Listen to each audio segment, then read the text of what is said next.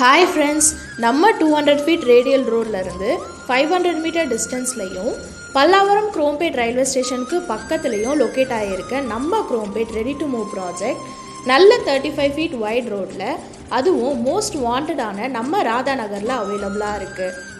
ஸ்பேஷியஸான 2 BHK 955 square ஃபீட்லேருந்து 1100 square feet வர நல்ல வாஸ்து பேஸில் வித் வைட் பால்கனியோட பில்ட் பண்ணியிருக்கோம்.